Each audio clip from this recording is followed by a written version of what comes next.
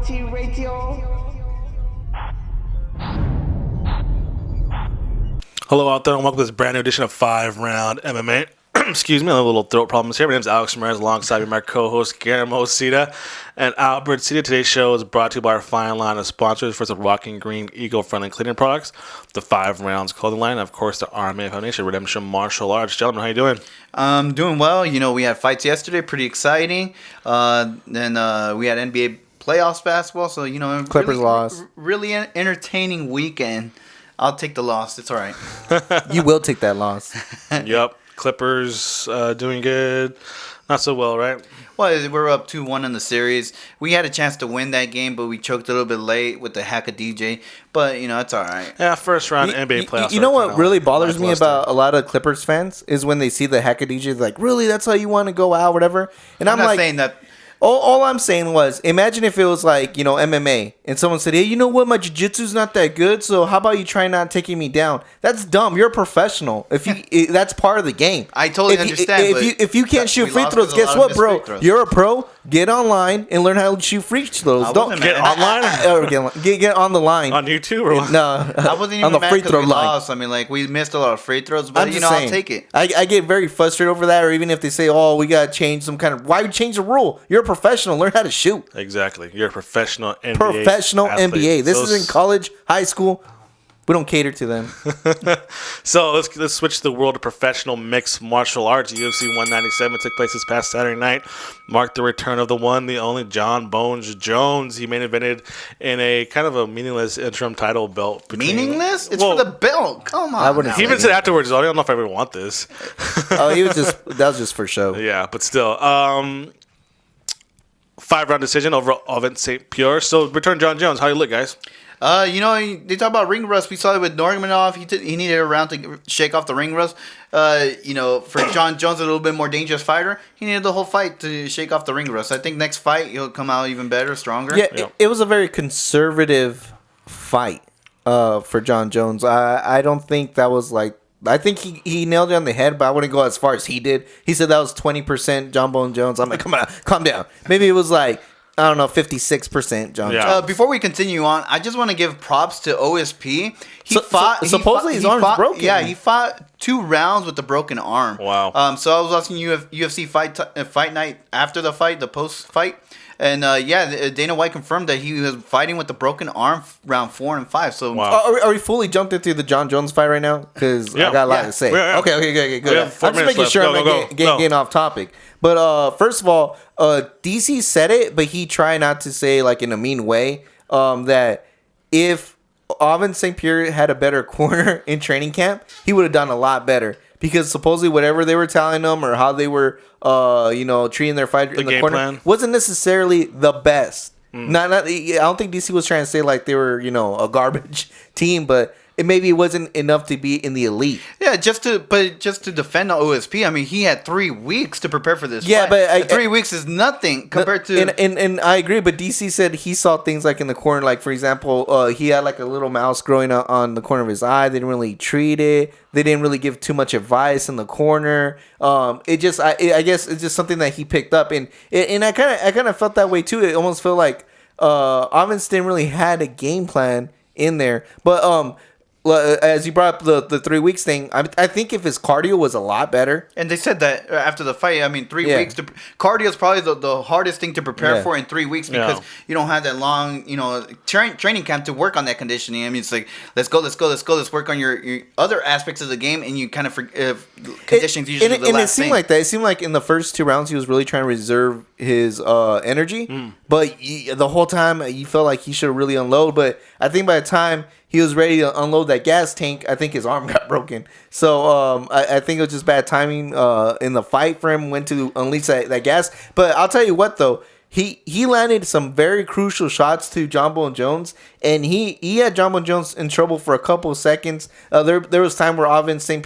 kind of enjoyed his work a little bit too much, where he landed good shots, but there was no real follow-up to it. There's one thing I want to point out out, too, before. He talked about the reach. No one ever talks about the reach from Jon Jones' legs. He creates that distance using his legs. So you can talk about the hand reach or the arm reach. That leg reach is really dangerous too. this is now the fourth straight fight where Jon Jones has gone to a decision. Is that him maybe not scoring 56%, or is it the other fighters step up their game and showing, okay, we're preparing more for Jon Jones? I'm telling you, it's that reach. When someone can negate that reach, we see a lot closer fight. And I think that's what we saw. And I think I really think if Ovince St. had better cardio, had a longer time to really train and get a good proper camp going, I think we would have saw a lot better performance from Ovince. And I really think he could have had Jon Jones in serious trouble. I disagree. I think it's the other way around. I think Jon Jones has, especially with Greg Jackson, I think Greg Jackson has a plan for him, and he tries to stick to the plan as much as possible. I think he doesn't go overdoing it, trying to get that finish, because he's just trying to stay conservative to his game plan. I mean, granted, all the decisions were unanimous. Yeah. So. I mean, so he did not lose not one round. Yeah. So it shows that he's dominating those rounds. So. Yeah, but if I think it's not trying to please Albert.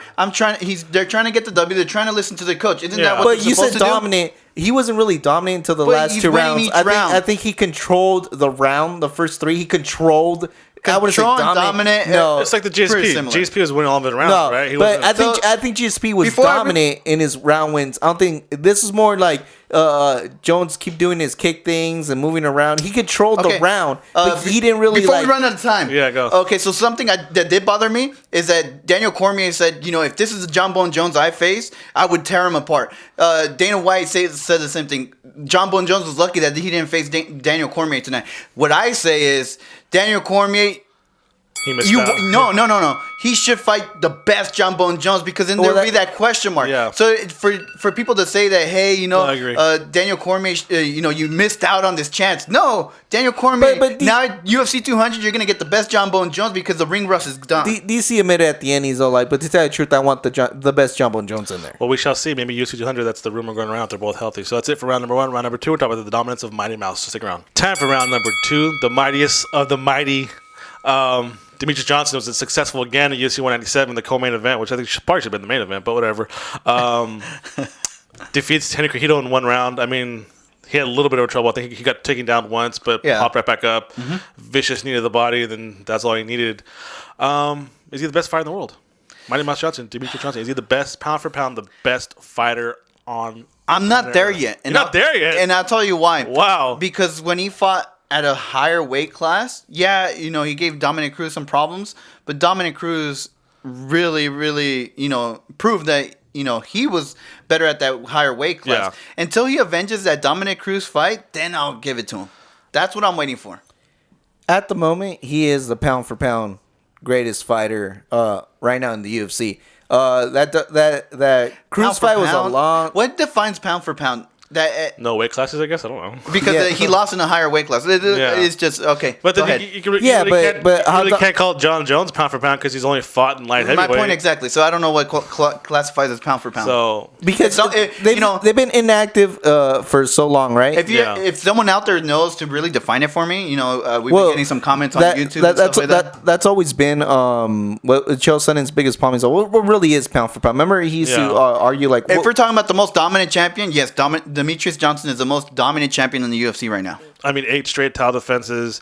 He made quick work of Henry Cejudo, who's a former Olympian. I mean, people are saying that Henry is there, but he's a great fighter, but he's not there yet. And I said it leading up to the fight. Like, even though I thought Henry Cejudo was eventually going to be the next person, I really wanted to see him 2 more fights to, kind of... But there's nobody left. Yeah, it's funny because they showed the list of fighters that he's been in that division. I mean, there's only like 3 in the top 10 that he hasn't faced yet. Yeah, but then only one left is with Ian McCall. But that guy can't stay healthy for anything. I think there was Formiga he hasn't fought Mighty Mouse. And then now they have the upcoming this next season after Tough is going to be for flyweights, and the winner's going to get a title shot. Yeah, I remember we were talking about that last week. No one's ever gotten a title shot straight off Tough, but so that's how Matt Serra. That's how desperate. Remember, we didn't count Matt Serra. That's how desperate they're getting in the UFC. Where we got to bring some novelty to this division because the champion alone, he's a great fighter, but we need a challenge. We need opponents. The Batman needs Joker. Superman needs Lex Luthor, and then when he's just as dominant, I mean, who's his doomsday to his Mighty Mouse Superman? You know what I mean? They need somebody. It's not even. It's it's great to watch the guy fight, and he's an amazing fighter, but it's like, dang, it wasn't even dramatic or anything like that. And what sucks is the second guy. It was so bad for Henry that he did more excited for Mighty Mouse. Yeah, I know. The second best guy in that division, Joseph Benavidez. Nobody wants to see that fight, even though I think Benavidez Sorry about that. Deserves another title shot, to be honest. But I mean, nobody wants to see that third fight, especially deserving after that title shot Mouse. just for being the other guy, like the second best flyweight. I mean, he got knocked out last time. So the other But thing, he went on. I have an issue with what they were saying after, especially what Dana White said after, that we have some things in the work that, you know, and people are, you know, asking Demetrious Johnson, you know, what's next? Are you gonna fight at a higher weight class or whatever? I hate it when people try, like, because he's so dominant, that they want to move him already instead of him making the choice. I mean, like, this is my weight class. If people really want to beat me, come to me. It's if you the Frankie Edgar syndrome again. Remember? Yeah, if you want to beat me at what is it, 135? Yeah. If you guys want to be, or 125. He's 125. 125. Yeah, so at 125, if you guys want to really prove that you guys are better than me, meet me at 125. Yeah. Don't make me go up to 135 or whatever to legitimize my legacy or my reputation. Was it John Dodson a couple weeks ago called him out again, but he's at 135. He scored a knockout. He's I'll fight you if I want to. Well, John, the question was for John Dodson, would you ever go back down or whatever because in face Demetrious Johnson? Well, why not? But, I mean, like, Demetrious Johnson, if he's so dominant, just stay in that weight class. Have Dominic Cruz come down. Have TJ Dillashaw come down. Yeah, well, I mean, Dodson left the division because he couldn't beat him. I think Benavidez is probably this close to leaving the division, too, because nothing else he can do. Mm-hmm. So, I mean, it's not his fault. Guys are just running away from him. Basically, they're running away from him. There's nothing we can do here. I mean, maybe this upcoming season is tough. We'll maybe get some guys who are, I have some sleepers. And then the other thing is, maybe some Brazilians out there we haven't seen yet. Maybe like a Renan Barão, Aldo type person out there. The other thing I have a lot of questions with is what's Demetrious Johnson's camp? I mean, like it seems like his camp. It seems like his camp is so quiet. Like you don't really hear the backstories of Demetrious Johnson. You just see this excellent fighter inside the cage, but you don't hear what's outside of the cage with this. Or guy. like a training partner, Demetrious Johnson. He's so quiet outside the cage. Yeah. Other products. To tell you the truth, all I really hear is that coach, Matt Humes. Yeah, and I heard Demetrious Johnson give him credit. You've heard of him, like, I mean, throughout the years, you've heard of this awesome coach. But as far as teammates, because I gotta get credit. Demetrious Johnson, every fight shows a different aspect of his game that's he's getting improved. better. Yeah. That's the scary thing. He's getting better. So, I mean, speaking of getting better, the opposite, not getting better, is Anthony Pettis. So we're going to talk about him and his recent loss, UFC 197, in the next round. So stick around, everybody. Welcome back. So I'm going to pose this question to you guys. What is going on with Anthony Pettis? What's going on? First of all, he was the champ. He's last fight he was ranked 3 in the lightweight division. He's gonna face tough guys. I mean, like, let's be realistic. I mean, this guy faced the top of the division, and to expect not to lose some of these fights, it's kind of expected. I mean, and then the formula is there to beat him. You just gotta stick to that game plan. So I don't think it's nothing that Anthony Pettis isn't doing. I think these guys in the top of the division are not letting Anthony Pettis do what made him so great. So this past Saturday, UFC 197, he lost a unanimous decision to Edson Barboza. Who? What's he ranked? Is he not ranked number 10? Not top 5? He's top 10, 7. Right? I believe 7. I'll tell you. He has the. So that's featherweight. That's featherweight. Lightweight, man. So Gamer, you're saying that the top of the division, but last time I checked, Edson Barboza wasn't 8. Wasn't even top 5. Yeah, so now he's losing to the guys in the bottom half of the division now. So what's to say about Anthony Pettis? I think you guys are both missing the crucial thing about that's happening here. Anthony Pettis before struggled with wrestlers and people holding him down. Rafa dos Anjos technically did that. Clay Guida technically did that. Eddie Alvarez did that. But now he's losing where his bread and butter is at, which is the stand-up. And to tell you the truth, all the credit to Edson Barboza, he looked amazing. But for some reason, I didn't see the Anthony Pettis that didn't that was very he had creative shots, but if you watch his past fights, he fights with aggression. He mixes it up a lot. Even if you look at the Cowboy ceremony, he got off first. He just, I don't know, it didn't seem like the same Anthony Pettis. So I don't know. So but it's hard to say, was Barboza that good that day, or was Anthony Pettis just not checked in that day? It's a difficult read, but to tell you the truth, I didn't think Anthony Pettis looked like the Anthony Pettis I see. I don't know. So this is 3 straight he's dropped now. But actually, all decisions. and I think the main thing is he fought someone that was not a wrestler, or someone that wasn't going to take him down to the ground. Where he fought him where he's supposed to be the best. Well, the thing is he looking good in these fights? That's why he didn't not, look he's good not, against he's Eddie not, Alvarez. he's He not. didn't look good against Rafael dos Anjos. And he did not look It's good a difference against if you're losing the fights, but it's a good fight. You look good. He's just not looking good in these fights. Yeah. Well, the thing is, we were spoiled by Anthony David. I keep saying Anthony David. Pelicans are not even the playoffs, bro. Anthony Pettis, we were spoiled because some of these highlight kicks and finishes.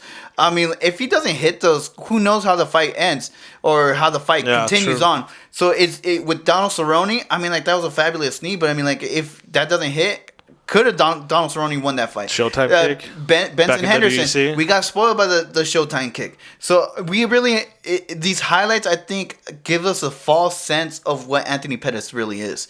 And if we're finally starting to see that. These guys are grinding it out 5 rounds, and we're starting to see the real Anthony Pettis out in the ring. Yeah. I mean, this guy's on the Wheaties box not that long ago.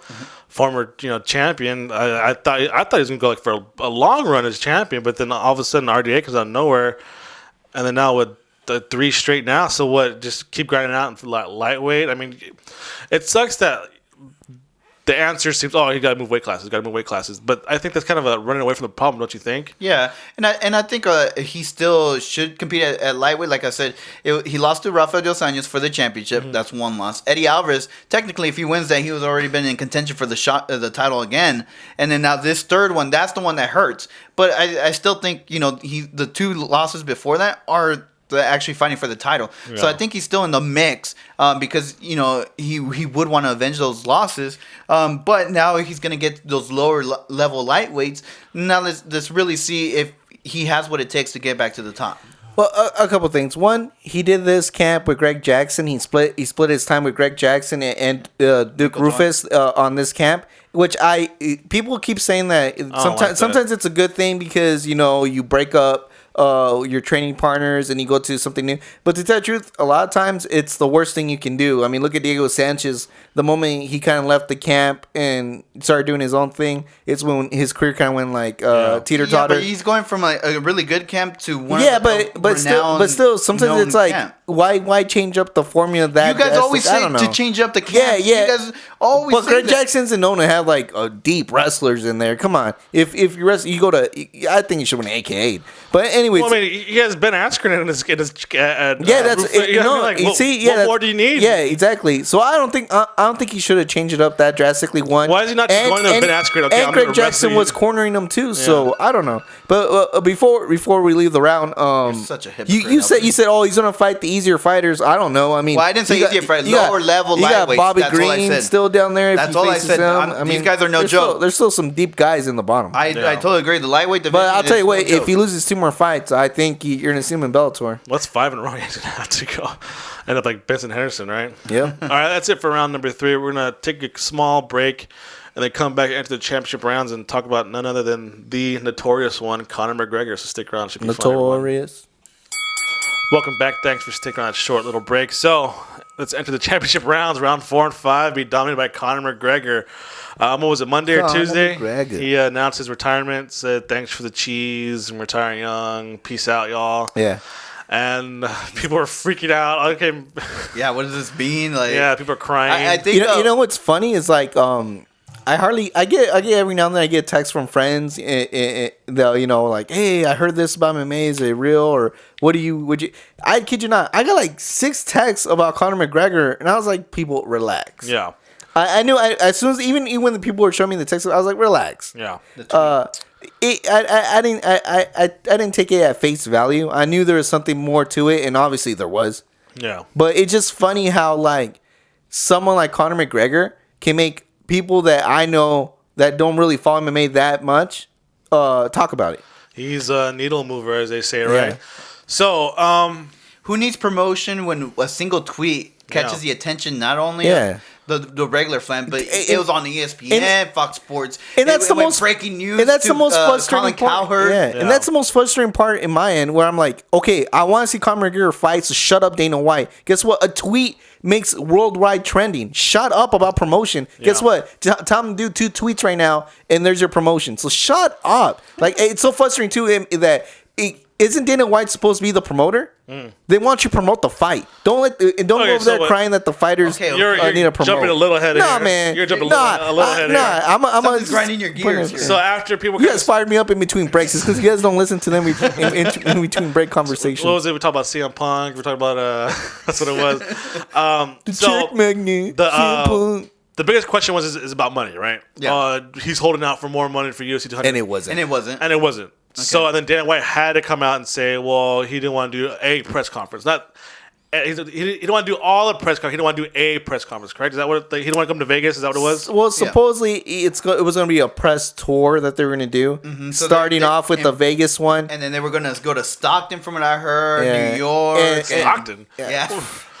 Nate Diaz, man. Stockton Rec Center or what? Is that so because they're San going Jose, San Francisco, same thing. I think from what I understood, it was going to be similar to the Jose Aldo tour. Yeah. And remember how long that took and how many times they had to visit. So I agree with Conor McGregor 100%. But anyways, again, I'm getting ahead of myself. But yeah, so it turned out that he wanted this world tour, and Conor McGregor, I guess, said no because he needs to concentrate on his training. Now, never before. And I don't know how true it is. Dana White said, and I don't know how true it is, but Dana White said that they were going to arrange everything for Conor McGregor to continue his training, that they're going to bring his training camp in no matter where they were at, and he'll have a facility to keep on training. Which I see Dana White's point where he said, I was trying to make it as comfortable as I can for Conor McGregor. But at the same time, is it really the same thing to be going on an airplane, going somewhere else? And then it's starting, not. Even if your team's still there with you. I mean, he got a camp and put together. It's like, imagine someone were to tell Mayweather, bro, he has his own gym, stuff like that, his own crew, he has his own methods, and someone tell him, nah, man, you got to do, Yeah. And to tell you the truth, that's why the only time I like the boxing being the self-promoter, sometimes you don't get fights made, but the boxers can never complain that they didn't have a good camp. Yeah. I hardly hear any boxer say, "Oh, my camp was kind of." I hardly hear that because they make their camp and they self promote themselves. They say and they agree upon ahead of time. Look like the Manny Pacquiao Mayweather. We're gonna go and talk on this date and in this date, and then I'll see you at the fight. Yeah. With none of the other garbage or whatever, they hire a promoter to do that. My point to the whole promotion thing is like, when do you see, like, I know this is an individual sport, but let's say for team sports, you never see like the Boston Celtics. Hey, you have to go to the NBA headquarters to do interviews to promote your next playoff series. It's always right after the game. Or the reporters, the NBA go directly to their training facilities, to the cities after a practice, and you guys are obligated to do media for like after your 15 practice. minutes, right? Correct. Yeah, if Dana White was about to roll the red carpet out for Conor McGregor and have his whole training camp there, why not just send a whole media crew over there? Yeah. Right? Yeah, that was my point. Like, why doesn't Dana White go out to Iceland and do the promotion that way? And Now we're getting into the particulars with Conor McGregor. Are we doing this in part 2? Yeah, part 2. Good, because so did every fighter have that right, or just Conor McGregor? But see, that's the thing. Dana White's trying to be fair across the board. I mean, now he wants to be all the other fighters, Conor McGregor, I'll give you $400 million reason why Conor McGregor shouldn't have to. To be continued, round number 5. Stick around. All right, 5th and final round here. So we ended off on flying out the media, $400 million reason flying out the media to Conor McGregor, right? Yeah. So if I'm like Mark Hunt, who trains in Australia, why do I got to fly out everywhere? Why can't the media come to me for it? I'm not as special as Conor McGregor. I mean, Conor McGregor is making all these demands, but yet the rest of the company organization has to follow them. Like Dana White said, we're not asking you to do anything different that we're not asking Nick Diaz to do or Nate Diaz to do.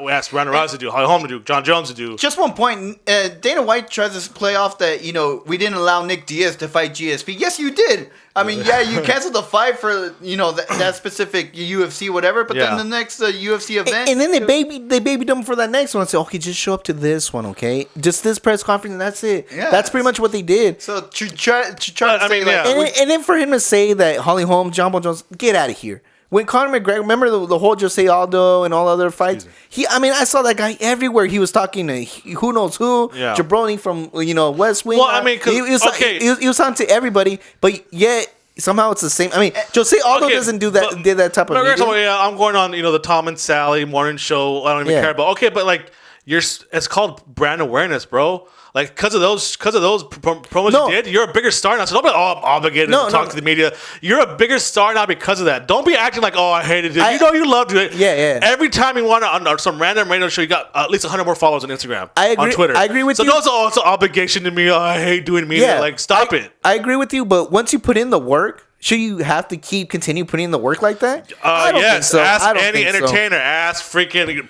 Prince. Ask Michael. Prince, please. You come on now. You knew he could have just sent a tweet out. You gotta keep putting the work, and that's how you keep at it.